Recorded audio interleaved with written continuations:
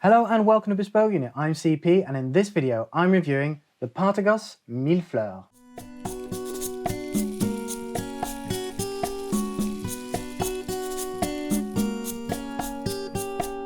As per usual, this review is conducted using the Bespoke Unit Cigar Formula, a quantifiable review matrix that you can either use at home for your own reviews, or if you don't have time to watch the entirety of this video, just head to the description. You'll find a link to the final write-up where you'll see the PDF version of this, and it'll give you a quick overview of the cigar and its characteristics. Furthermore, these cigars have been stored using the small Boveda acrylic humidor that you can see beside me. I'm using 65% RH Boveda packs and a Boveda butler to monitor them. Typically we use a larger Boveda acrylic humidor with 69%, but that's best adapted for New World cigars. This is the Partagas Mille Fleurs, which means 1,000 flowers in French. I have no idea why. It is 5 1/8 inches long with a 42 ring gauge, basically a small panatella. It is made in Havana, Cuba, probably at the new Partagas factory. It's made also with an entubado style of rolling, which consists of rolling up the tobacco leaves to produce an airflow and then sort of turning them around one another. The range has existed since before the Cuban Revolution, and until 2002 it was actually a machine-made cigar using short filler. But today, it is made by hand with long filler. As a Cuban Puro, it consists also of only Cuban tobaccos. Anyway, let's jump in and go straight with the look and feel. Here in my hand, I have quite a nice specimen of Partagas Mille Fleurs. Indeed, these can be a little bit on the rustic side. I have some with some blemishes, some where the wrapper is coming away. They're quite fragile, and occasionally the construction may not be brilliant. Then again, this is a very affordable cigar. It's about $5, so the quality control sometimes varies. In this case, it has a nice, relatively straight roll with the occasional soft spot, and overall the spring is quite firm to the touch. It has a cinnamon stick hue, and its sheen does just about reflect the light. And in terms of veins, like I said, this is a great sample in that it doesn't have many protruding veins. You can get some that look a little bit on the rustic side. Then when it comes to the aromas, we're looking at basically nutmeg, barnyard, dried clay. It isn't the most complex aroma off the foot. It's quite mild. And now let's talk about the Prelight. So draw maybe a touch on the tight side, but still it's got a good airflow. If I find this too uncomfortable, I'll probably just massage it and loosen the leaves up a little bit. And then when it comes to the flavor, it's a little bit richer than on the nose. Here we're looking at aromas, again, of cinnamon. So previously it was nutmeg, some coffee beans, and a hint of musky labdanum. I guess the next thing now is for me to light this up, so I'll see you in a minute. First third. We did have some, a runner, quite an aggressive runner that started to then spread and cause some canoeing. So rarely do I touch up cigars while I'm reviewing them because I want to see how the burn performs on its own. But it was too strong, and I had to really correct it. Otherwise, it would have been disastrous for the rest of the review. The ash is a little bit on the flaky side, but overall, it's not too bad given the price point. Nevertheless, I'm going to, try and be as objective as possible. Prices be damned. Overall, in terms of the mouthfeel, it's a little bit on the coarse side. It's quite heavy. It does have a little bit of roughness on the palate. And then in terms of flavor, we're looking at kind of a generic nuttiness, but I would liken it mostly to Brazil nut because there's a slightly bitter quality in there, as well as some spiciness. So in this case, probably nutmeg more than anything else, although you could easily say, allspice or spice cabinet. That would be quite fitting as well. And then finally, it does have some woodiness as well. In this case, I would suggest rosewood, as it's quite fragrant, but it does have some heaviness to it as well. Well, let's see how it goes in the second third. I'll probably see you just around or just after the halfway point. I got a little carried away in the second third. As you can see, I'm pretty much finishing it and starting in the final third, but I can give you a quick overview of what I experienced. Really, it was quite consistent, but there was no distinctive change that was really worthwhile. I mean, it was basically a continuation of the same thing. Pleasant, but it wasn't so much an adventure. We're looking at a continuation of the nutmeg that's persisted. The rosewood has become a little bit more oaky, bolder, but not really as fragrant as before. And then the nut note, it's not quite as nutty anymore. Now it's quite peppery instead. The burn seems to be behaving relatively well, but outside of that, there's no huge change that is really something to report. Let's see what happens in the final third. Right, well, we're well into the final third. As you can see, the burn has got a little bit crazy again. We've got some crackling on the wrapper as well.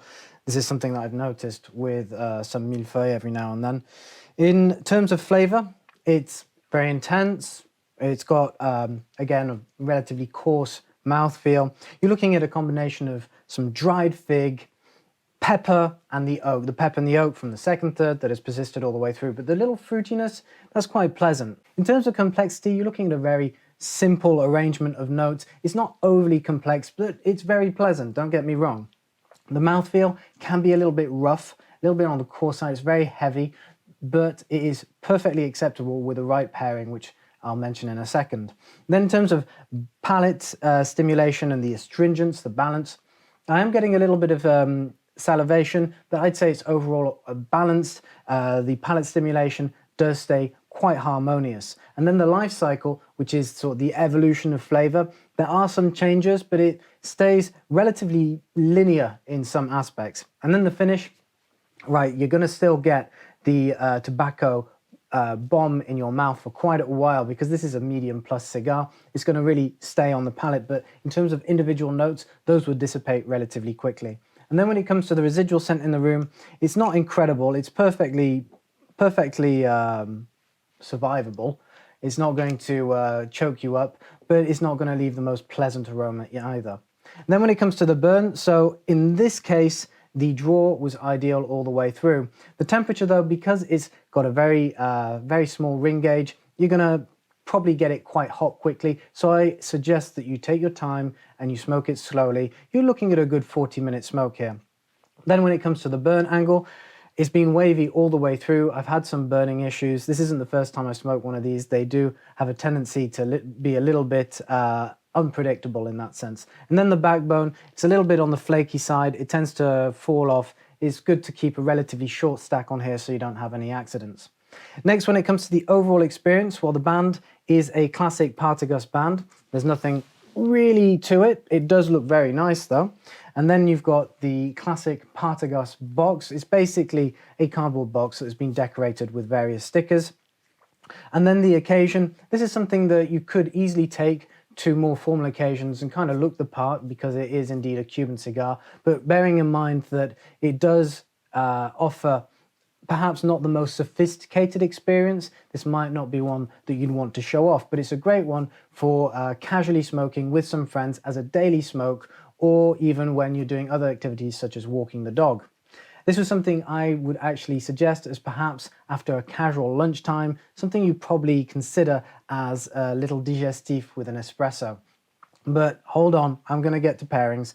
Then when it comes to the value, you're looking at between $5 and $7 in terms of cost. I know that they're relatively cheap here in Europe.